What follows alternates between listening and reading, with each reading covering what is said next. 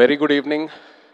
ఇక్కడికి వచ్చిన గెస్ట్స్ అందరికీ, అలాగే లైవ్లో చూసే తెలుగు సినిమా ప్రేక్షకులకు అందరికీ, వ్యూవర్స్ అందరికీ, అక్కినేని అభిమానులందరికీ నమస్కారం. Firstly I'd like to start by thanking Sandeep Reddy Vanga. Sandeep గారు, thank you so much for coming. You are the man of the moment, the man of every moment. And what I feel is that ee madhya kalamlo I have not seen anyone as honest and as original as you. Idi mee cinemale gaadu, I watch a lot of your interviews, and mee interviews chusetappudu ento oka honesty, ento oka transparency kanipistudi. Chaala mandi adi edo viral cheyadaniki hype create cheyadaniki antaru, but that is pure honesty. Thank you so much for being here, Sandeep Garu. Thank you. And Tandel cinema vishayam koste, firstly Arvind garu ki thank you cheppali. Cinema అయిపోయేసరికి last 2-3 మంత్స్లో నాకు ఒక కొత్త భయం start అయింది. అంటే నేను next cinema ఎలా సక్సెస్ఫుల్గా ఫినిష్ చేస్తానని. అరవింద్ గారు లేకుండా, వాసు లేకుండా, ఈ టీం అందరు లేకుండా, వాళ్ళంతా ఇన్వాల్వ్ అవుతారు ఒక సినిమాలో, అంత కాంట్రిబ్యూట్ చేస్తారు. ఒక యాక్టర్కి ఒక లిస్ట్ ఉంటుంది, ఎంతోమంది డైరెక్టర్లు ఉంటారు. సరే పలానా డైరెక్టర్లతో పనిచేస్తే మన కెరియర్కి డెఫినెట్లీ బెనిఫిట్ అవుతుందని. కానీ నా లిస్ట్లో ఎప్పుడు గీతా ఆర్ట్స్ అనే పేరు ఎప్పుడు టాప్లో ఉంటుంది. బికాస్ ఏ యాక్టర్ ఈ బ్యానర్లో పనిచేస్తే తప్పకుండా ఒక మంచి రిజల్ట్తో బయటకు వస్తారు. So thank you so much Aravind గారు. అండ్ వాసు, మన జర్నీ ఎప్పటి నుంచో స్టార్ట్ అయింది. అండ్ ఈ సినిమాలో కూడా ఏదో ఒక రోజు మనం ఈ సినిమా టాపిక్ గురించి మాట్లాడాము. ఒక ఐడియాలా చెప్పారు నాకు ఒక 10 నిమిషాలు. నేను అప్పుడే చెప్పాను మీకు, వాసు ఈ ఐడియా పూర్తిగా ఫామ్ అయిన తర్వాత ప్లీజ్ నా దగ్గర రండి, నాకు ఎంతో ఇంట్రెస్ట్ ఉంది ఈ టాపిక్ మీద. అండ్ మీరు వచ్చారు. So thank you so much. అదే కాకుండా నేను రియల్ లైఫ్ ఈ తండేల్ రాజు క్యారెక్టర్కి నాకు చాలా పెద్ద గ్యాప్ ఉంటుంది. ఆ ట్రాన్స్ఫర్మేషన్కి మీరు టైం ఇచ్చారు. చందు, నన్ను నమ్మావు, నేను చేస్తానని చెప్పాను, నువ్వు నన్ను నమ్మావు, ఆ టైం ఇచ్చారు, ఎంతో పేషెంట్గా నాతో ట్రావెల్ అయ్యారు. నేను చందు ఇది 3వ సినిమాకి నన్ను ఎంతో బాగా ప్రజెంట్ చేసి, ఇన్ఫ్యాక్ట్ నాకంటే ఎక్కువ తనే ఆలోచిస్తాడు నా గురించి. కొన్నిసార్లు చాలా సెల్ఫిష్గా ఆలోచిస్తాడు నా మంచి కోసం. I'm so grateful to have you Chandu. You are a friend, you are a well wisher, and thank you so much. Pallavi, ఇప్పుడు వరకు మేము వెళ్ళిన ప్రతి ఈవెంట్లో వచ్చిన గెస్ట్స్ అయినా టెక్నీషియన్స్ అయినా అందరూ ఒకటే అంటున్నారు, మేము పల్లవితో కలిసి పని చేయాలి, లేకపోతే మేము పల్లవి ఫ్యాన్స్, లేకపోతే మేము పల్లవితో పని చేయాలనుకున్నాము కానీ ఆపర్చునిటీ మిస్ అయిందని. ఈ మధ్యకాలంలో ఒక ఆర్టిస్ట్కి ఇంత యునానిమస్ అయిన పాజిటివ్ అవుట్లుక్ నేను ఇప్పటి వరకు చూడలేదు.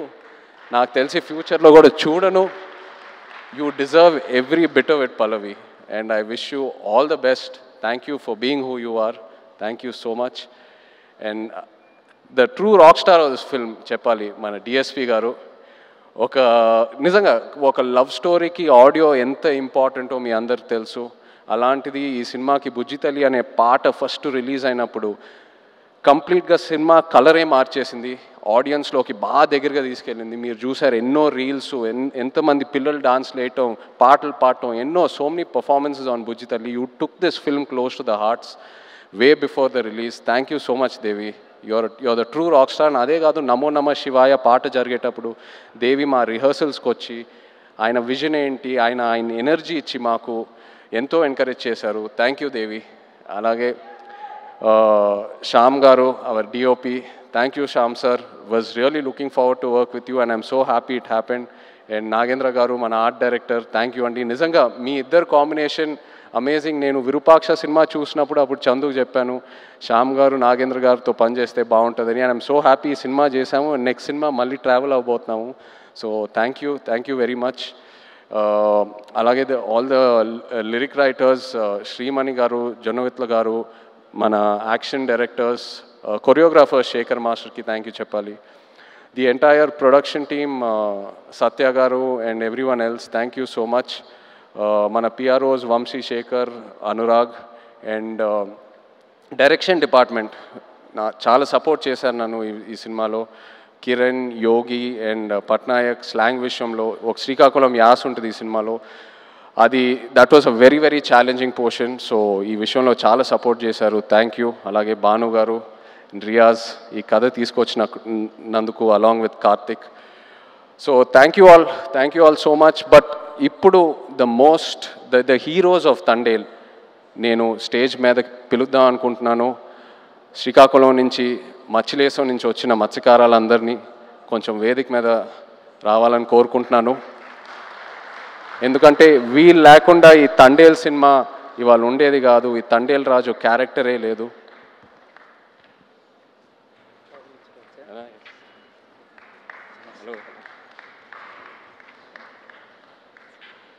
హలో నమస్తే.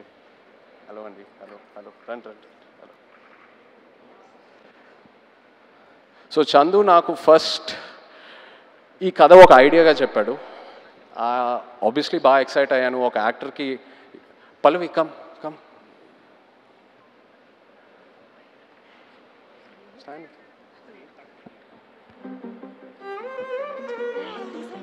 Just stand.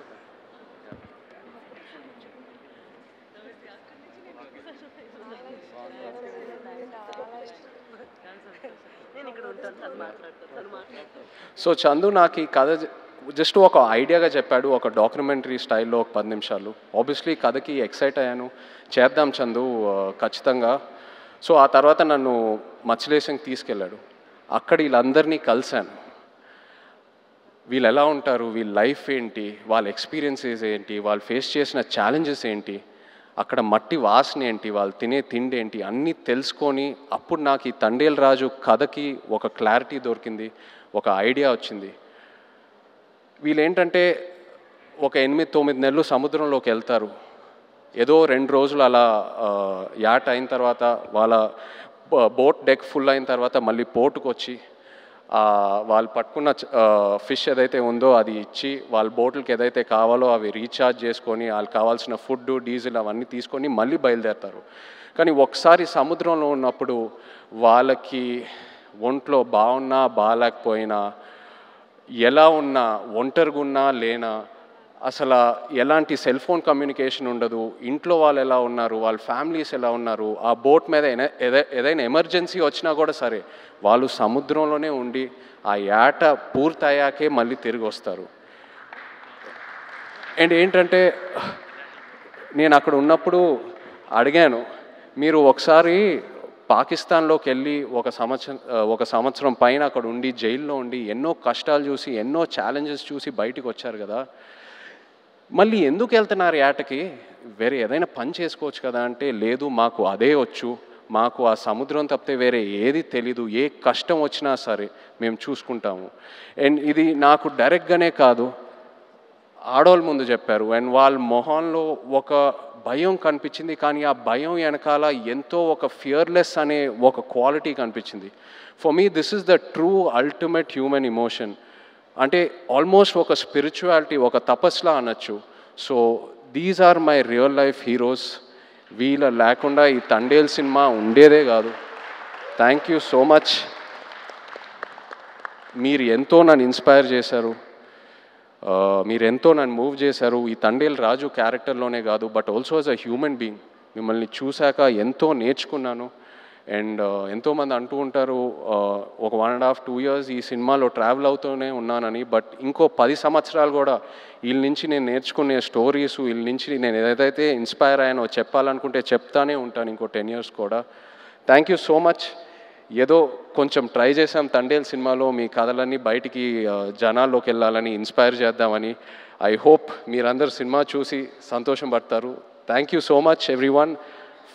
Feb 7th థియేటర్స్లో దుల్లగొట్టేద్దాం అంతే. Thank you.